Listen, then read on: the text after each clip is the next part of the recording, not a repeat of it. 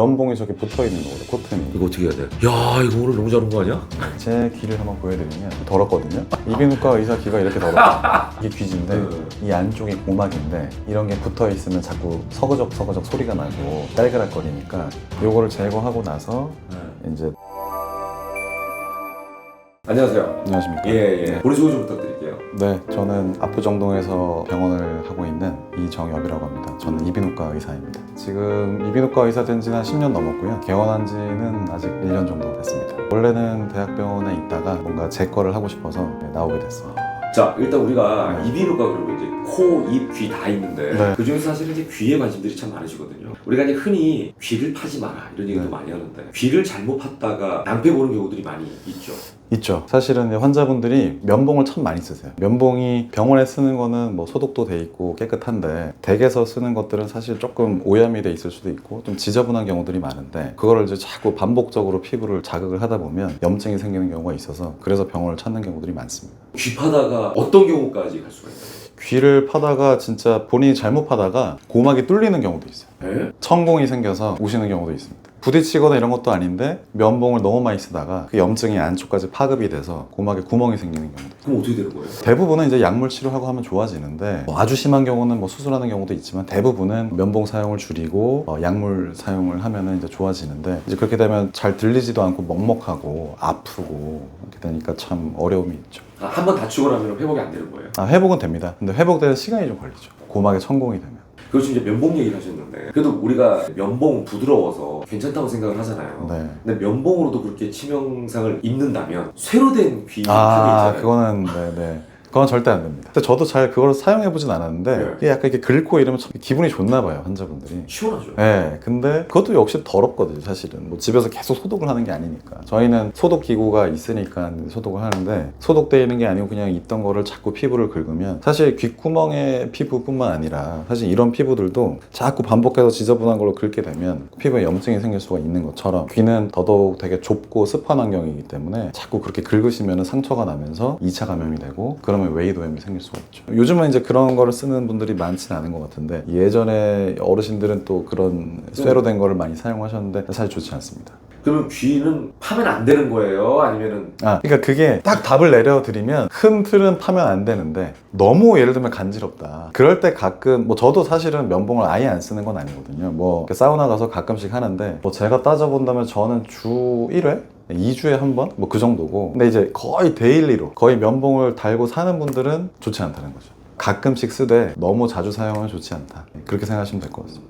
그러면은 귀는 가만히 내버려둬도 그냥 스스로 안에 있는 이물질이라든지 뭐 이런 것들이 먼지라든지 쌓이잖아요. 네. 그게 이제 보통 그냥 나온다. 네. 내버려둬라. 네. 이렇게 얘기하는 경우도 있는데 네. 그건 맞는 거예요? 맞는 말입니다. 그거를 이제 영어로 토일렛이라 그러는데 네. 토일렛이라는 게 이제 화장실, 배출하다 이런 뜻이잖아요. 그 토일렛이 잘 되는 귀가 대부분이죠. 사실 안 건드리면. 왜냐하면 이 고막에 있는 표피 세포들이 바깥쪽으로 자꾸 이렇게 탈락시키는 과정이 있기 때문에 안쪽에서 귀지가 만들어져도 사실 몇 주 이상 지나면 바깥쪽으로 귀지가 빠져나오게 돼 있어서 사실은 억지로 건드리지 않아도 그냥 자연스럽게 나오게 되는데 위생상의 이유라던가 조금 밖에 보이는 게 싫어서 자꾸 건드리면 이 말씀드린 선모가 손상을 받거든요. 그러면 그 셀프로 토일렛 되는 게 안 되는 거죠. 메커니즘. 셀프 클렌징이 안 되면 오히려 귀지가 더 쌓이면서 더 불편해지는 거죠. 파면 팔수록 귀지가 더 자주 생기고 많이 생긴다는 말이에요? 맞습니다. 안 건드리면 자연스럽게 나오게 돼 있는 거를 억지로 막 이렇게 파게 되면 오히려 더 안에 쌓이고 고막에 이렇게 붙어버려가지고 소리 나서 오고 이제 그런 분들도 많기 때문에 되도록이면 안 건드리시는 게 좋습니다. 그럼 혹시 귀를 파게 됐을 때 최악의 사례 어디까지 갈 수 있을까요? 최악의 사례. 진단은 이제 악성 웨이도염이라는 게 있는데 이 질환 진단 자체에도 악성이란 말이 붙어 있듯이 굉장히 웨이도염이 심해져서 막 뇌염이라던가 다른 합병증까지 생길 수가 있는데 보통 이제 일반 분들 건강한 성인에선 그런 일이 잘 없는데 당뇨라던가 또 면역 저하자 이런 분들이 조금 면봉을 잘못 쓰거나 웨이도염이 생겼을 때 이 귓구멍에 있는 작은 어떤 그 열을 통해서 그 염증이 파급되게 되면 뇌로도 올라갈 수 있죠. 그러면 그런 분들 경험상 한두 달 입원하고 막 그런 분들도 있습니다. 수술도 해야 되고 왜냐면 귓구멍이 너무 좁아지고 통증이 너무 심하기 때문에 악성 웨이도염이 생길 수가 있습니다. 근데 그럼 귀가 머리에 있어서 뇌로 가는 거예요? 머리에 있다기보다는 머리 바로 밑에 있습니다. 귀가. 그래서 저희가 뇌 수술을 할 때도 신경외과에서 할 때는 이 다른 쪽으로 어프로치를 하지만 귀 쪽에 가까이 있는 종양이 있을 때는 귀를 통해서 어프로치 하거든요.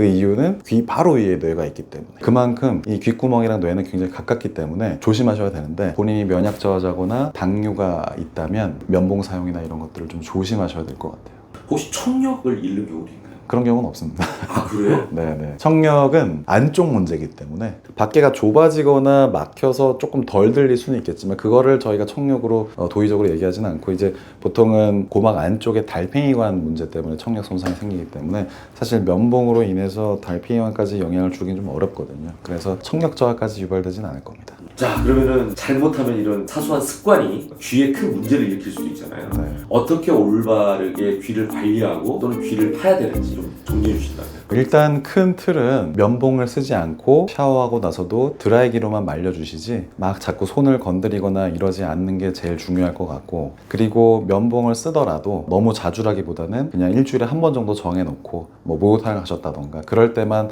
가끔씩 사용을 하지, 자꾸 매일매일 이렇게 건드리기 시작하면은 웨이도염이 심해지면서 나중에는 진짜 귓구멍이 좁아지거나 이런 일이 생길 수 있기 때문에 그냥 하나만 기억하시면 될 것 같습니다. 귀는 그냥 자연스럽게 귀지가 빠져나온다. 그래서 건드리지 않는 게 제일 중요하다. 건드리지 않는 게 제일 중요하다는 게 제가 말씀드리고 싶은 내용입니다. 근데 밖에 있기 때문에 안 건드리기가 제일 많이 건드리는 게 귓볼이고 귀인데. 그렇죠. 쉽지가 않네요. 예, 쉽지 않죠. 근데 뭐 그렇게 따지면 뭐 이렇게 얼굴도 만지고 다 하는데, 그렇죠. 밖에 이렇게 뭐 막 만지고 이런 거야 괜찮지만 그 안쪽까지 이렇게 하다 보면 상처도 날 수 있고 염증이 생길 수가 있기 때문에 건드리지 않는 게 제일 중요하다고 보시면 될 것 같습니다. 귀는 건드리지 말고 귀하게 여겨라.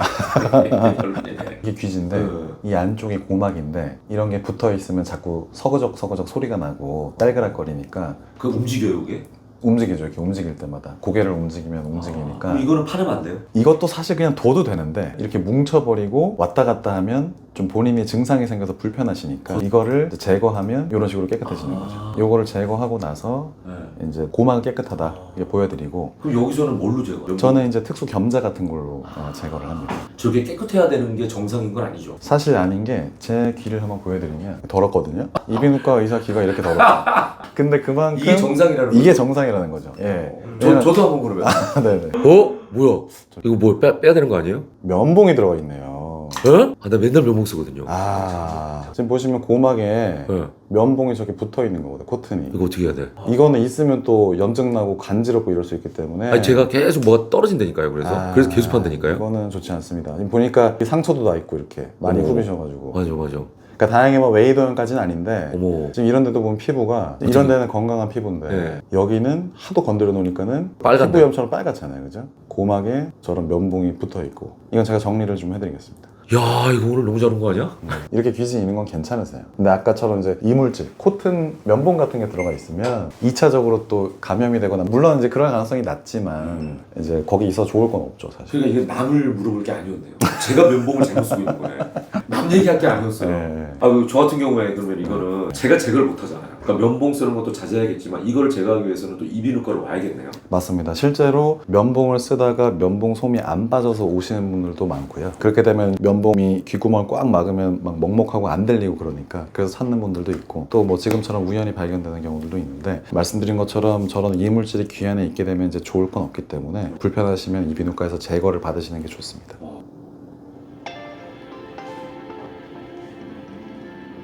네, 붙어서 나오지도 않네. 아프세요? 네. 오 대박. 너무 붙어 있어가지고. 너무 됐어요? 면봉 한 개치 솜이 나오는 것 같아요.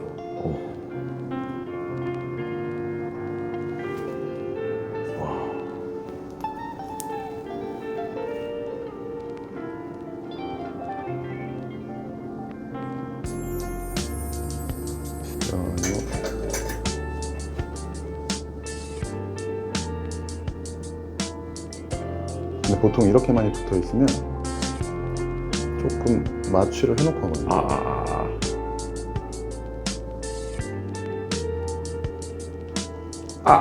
어떠세요?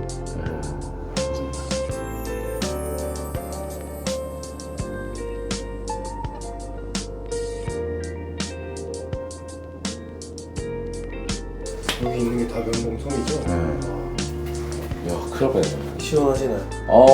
왼쪽 귀가 더 잘 들리는 것 같아요. 왼쪽이 더 잘 들려요 지금.